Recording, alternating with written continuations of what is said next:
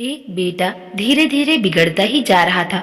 जैसे जैसे बड़ा होता माँ की बातों को अनसुना करता, घर देर से आने लगा, देर रात तक घर से बाहर दोस्तों के साथ रहता और दिन में सोया रहता, काम कुछ न करता। माँ ने बहुत समझाया परंतु बेटा न सुनता। शुरुआत में तो माँ देर रात तक जागती, अपने लाडले का इंतजार करती, परंतु माँ भी क्या करे, कब तक जागे। बेटे की आदतों से थक गई थी। बेटे के लिए भोजन तैयार करती और इंतजार करते करते सो जाती। धीरे धीरे बेटा ज्यादा ही बिगड़ता गया। बहुत समय तक यही चलता रहा। कई साल बीत गए। माँ ने सोचा बेटे का विवाह कर देती हूँ, बेटा सुधर जाएगा। बेटे का विवाह कर दिया। बहू घर आ गई परंतु बेटा न सुधरा। अब बहू भी देर रात तक अपने पति का इंतजार करती और इंतजार करते करते सो जाती। बहू पढ़ी लिखी थी, जो भी काम होता पति के लिए एक कागज पर लिख देती और भोजन के पास रख कर सो जाती। सुबह होते ही बहू अपने कामकाज में लग जाती परंतु बेटा न जागता, दिन में सोया ही रहता। एक दिन बेटा देर से घर आया, बहुत थका हुआ था, भूखा भी था, परंतु उसने आज भोजन नहीं किया। बैठक वाले कमरे में सोफे पर ही सो गया। आज उसने पत्नी की लिखी हुई चिट्ठी भी न पढ़ी थी। सोचा वही रोज की बातें होंगी। सुबह हुई, माँ जोर जोर से चिल्लाकर रो रही थी। बेटा सो रहा था। माँ बेटे के पास आई। माँ की आंखों में आंसू थे। उन्होंने बेटे को ऐसी बात बताई। बेटा सन्न रह गया। बेटे की आवाज ही न निकली। माँ ने रोते हुए कहा, बेटा तुम्हारी पत्नी अब इस दुनिया में नहीं रही। यह खबर सुनते ही बेटे के पैरों तले जमीन ही न रही। इस खबर ने जीवन को झकझोर कर रख दिया। जीवन शुरू होने से पहले ही खत्म हो गया। आज उसे एहसास हुआ।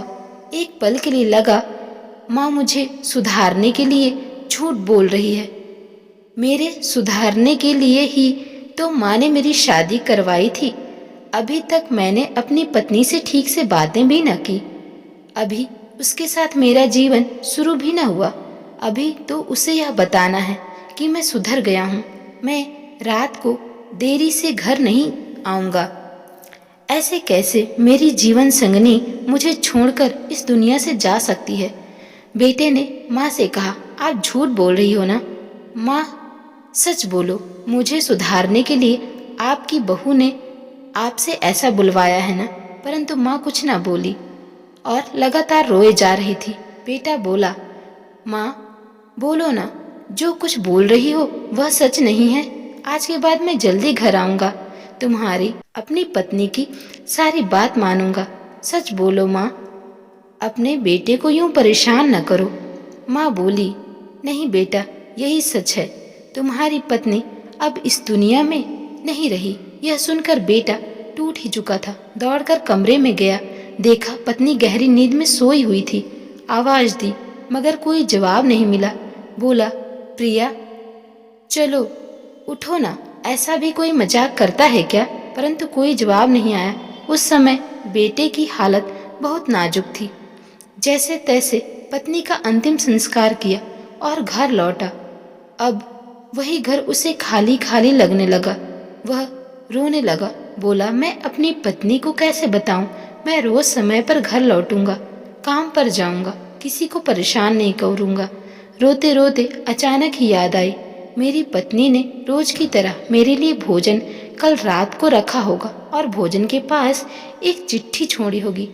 तुरंत उठकर रसोई घर की तरफ बढ़ा। भोजन रखा हुआ था। भोजन के पास एक लिखा कागज रखा था। वह लिखा हुआ कागज खोलकर पढ़ने लगा। पढ़ने के बाद बेटे को एहसास हुआ कि वह जिंदगी भर अपने आप को क्षमा नहीं कर पाएगा। उस चिट्ठी में लिखा हुआ था, आज मेरी तबीयत ठीक नहीं लग रही है। मैं बहुत देर से आपका इंतजार कर रही हूँ।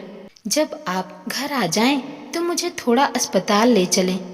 मैं आराम करने जा रही हूँ। जब आप भोजन कर लें तो मुझे जगा लेना, डॉक्टर के पास ले चलना। वह चिट्ठी पढ़ने के बाद बहुत रोया। बोला, प्रिया मुझे क्या पता था कि यह चिट्ठी तुम्हारी आखिरी चिट्ठी हो जाएगी। और फूट फूट कर रोने लगा।